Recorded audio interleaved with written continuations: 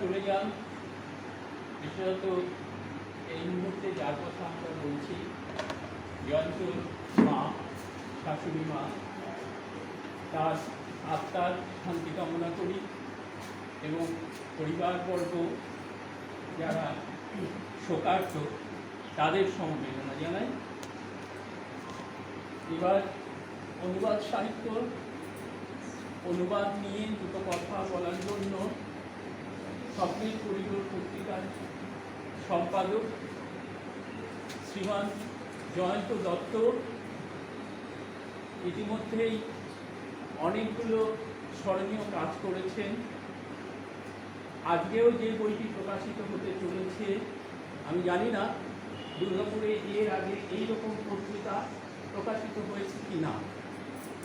এটাও একটা উল্লেখযোগ্য কাজ বলে আমি মনে করি এবং তাকে এবং তার সহযোগী যারা রয়েছেন, শুভানু ভাই যারা রয়েছেন, তাদের সকলকে আন্তরিক অভিনন্দন, শ্রদ্ধা এবং কৃতজ্ঞতা জানাই।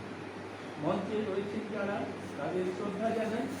আপনারা যারা রয়েছেন তাদের অনেকেই আমার প্রণম্য, আমার শ্রদ্ধার পাত্র, তাদের সকলকে এবং যারা রয়েছেন কবি, সাহিত্যিক, তাদের আমি আন্তরিক অভিনন্দন জানাই। এরকম একটা সভায় তারা এসেছেন বলে। এবার আমি আমার বক্তব্যটাকে বলতে গেলে এলোমেলো হয়ে অনেক বড় হয়ে যাবে। আমি একটু লিখে এনেছি, সংক্ষেপে আপনাদের কাছে আমি পাঠ করছি।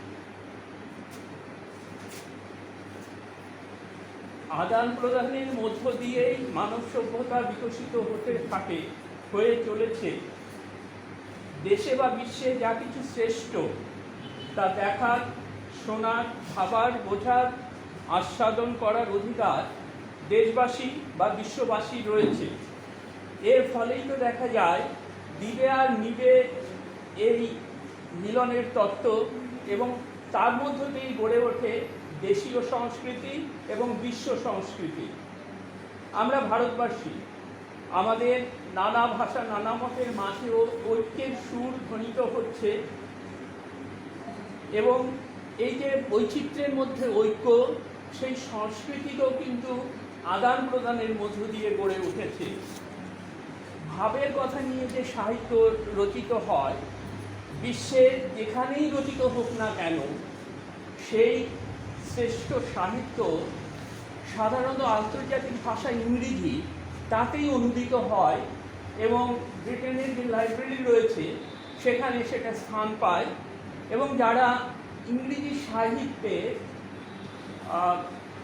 অত্যন্ত পারঙ্গম, তারাই সেই গ্রন্থ পাঠ করে সেই সাহিত্য সম্পর্কে বা জ্ঞান বিজ্ঞানের যে কোনো বিষয় সম্পর্কে তারা কিন্তু জানতে পারেন, অনুভব করতে পারেন এবং সেটাই পাঠ করে, রসাস্বাদন করে তারা কিন্তু প্রাণিত হন এবং তাদের সেই উৎসাহ, তাদের সেই উদ্দীপনা নিয়ে তারা নিজ নিজ ভাষায় সেই বিষয়টাকে উপস্থাপিত করার চেষ্টা করে।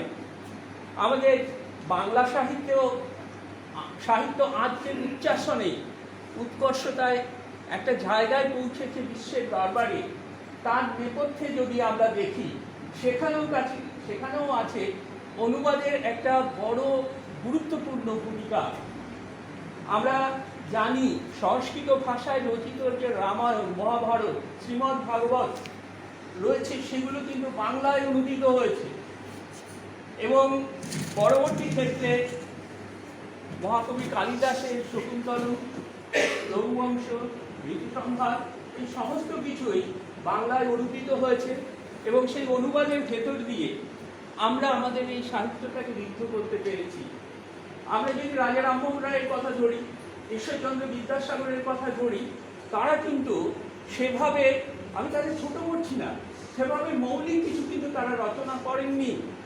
তারা দেখেছেন বাংলা ভাষা যখন হাঁটি হাঁটি পা পা, সেই ভাষাকে সমৃদ্ধ করতে গেলে ইংরেজি সাহিত্য, সংস্কৃত সাহিত্য, ফার্সি সাহিত্য, সেখান থেকে যদি না আনা যায় তাহলে বাংলা সাহিত্য বিষয় বৈচিত্র্যেও আকর্ষণীয় হবে না এবং সেই উন্নত যে সাহিত্য রয়েছে, এখানে ইংরেজি সাহিত্য রয়েছে, সেই সাহিত্যের যে ভাবনা, প্রকাশভঙ্গি, সেটাকে বাংলায় প্রকাশ করতে গেলে নতুন নতুন শব্দ সৃষ্টি করার প্রয়োজন আছে।